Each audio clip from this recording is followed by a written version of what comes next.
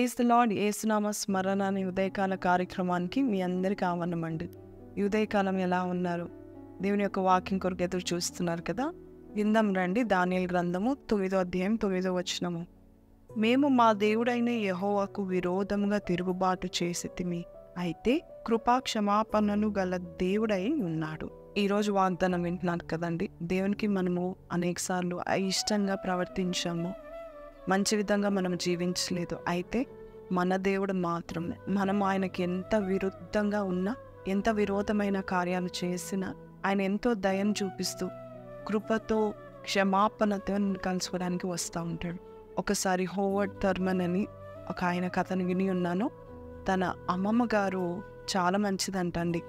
ఒకసారి ఆమె చిన్న ఇంటిలో ఆమె పని చేసుకుంటూ ఉంటుండగా పక్కనింటి వారు ఎప్పుడు కూడా ఆమెతో గొడవ పెట్టుకోవడానికి ప్రయత్నం చేసేవారు. ఎన్నోసార్లు ఆమె మీద ఉన్న ద్వేషము నిరూపించుకోవడానికి కొన్ని కార్యాలు చేస్తూ ఉండేవారంట. ఆ పక్కింటి ఆవిడ ఏం చేసిందంటే, ఆమె ఇంట్లో ఉన్న కోడి పెంటని తీసుకొచ్చి గోడ అవతల ఉన్న వీరింట్లో పడేస్తూ ఉండేదంట. అప్పుడు కొంతకాలానికి ఆ పక్కింటి ఆవిడ అనారోగ్య పాలై హాస్పిటలైజ్ అయిపోయిందండి. సో ఆమెను పరామర్శించడానికి వీరి అమ్మమ్మ మరి హాస్పిటల్కి వెళ్ళిందంట. ఆ హాస్పిటల్కి వెళ్ళేటప్పుడు ఈ అమ్మమ్మ చక్కగా పూల బొకెట్ చేసుకొని వెళ్ళిందంట అండి. అప్పుడు ఈ అమ్మమ్మని చూసి వాళ్ళందరూ ఆశ్చర్యపడిపోయారు.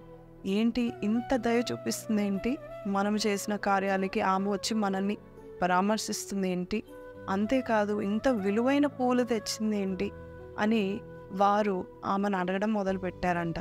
ఎందుకు ఇంత విలువైన పూలు తెచ్చావు, నీకు అంత డబ్బులు లేదు కదా అని అన్నప్పుడు, నిజాన్ని చెప్పాలంటే ఇది మీ నుండి వచ్చిందే అని చెప్పిందంట.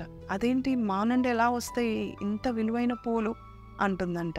అప్పుడు ఈ అమ్మమ్మ చెప్తుందంట, మీరు ప్రతి దినము మీ కోడి పెంటను ఈ గోడ అవతల పడేస్తున్నప్పుడు మరి చక్కని పూలు వికసించాయండి, ఆ పూలే ఇదిగో మీ చేతిలో పెడుతున్న ఈ విలువైన పూలు అని చెప్పిందంట. నిజమే, కొన్నిసార్లు నీ జీవితంలో నీవు ఒకవేళ నీ పనుల బట్టి దీన దశలో ఉన్నా, లేక భయంకరమైన రోగం వచ్చినా ఆయన నేను పరామర్శించడానికి మాత్రం వెనుకాడడు.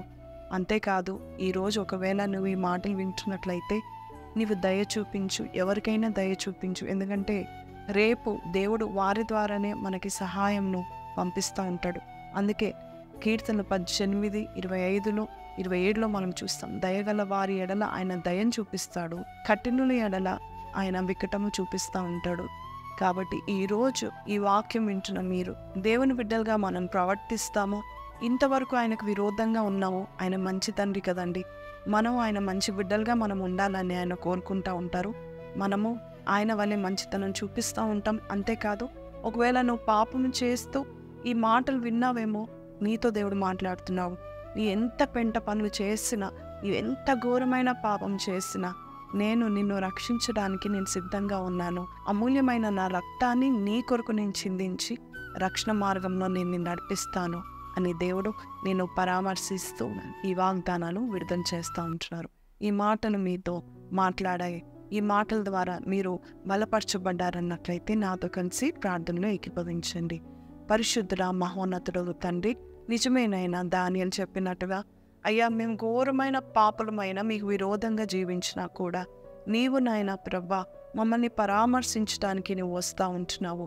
నీవు నీ కృపను చూపించడానికి, నీ దయను చూపించడానికి వస్తూ ఉంటున్నావు. మా పట్ల ఎటువంటి చెడ్డ ఆలోచన లేకుండా, ఎటువంటి పగతో రావట్లేదు, కానీ ప్రేమతో అయ్యా తండ్రి మమ్మల్ని దీవించడానికి వస్తున్నందుకు నీకు వందనాలు.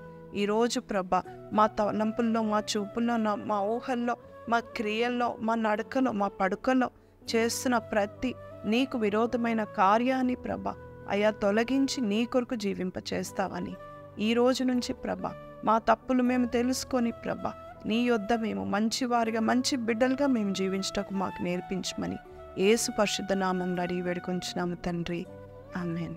సో ప్రైజ్ ది లార్డ్ అండి. చక్కని మాటలు మనం విని ఉన్నాం కదా. మీరు కూడా మంచివారుగా జీవించాలని ఆయన కోరుకుంటూ ఉంటున్నారు. అందుకే మళ్ళీ మిమ్మల్ని క్షమిస్తూ ఉంటున్నాడు. ఎందుకంటే again God wants you to lead a very godly and spiritual and a very pure life. ఈరోజు మనము ఈ మాటలు విన్నాం కదా, మన పెంటను దేవుడు తీసివేశాడు. ఈ రోజు నుంచి నూతన వ్యక్తులుగా మనం జీవిద్దాము. See you. Until then, take care. God bless you.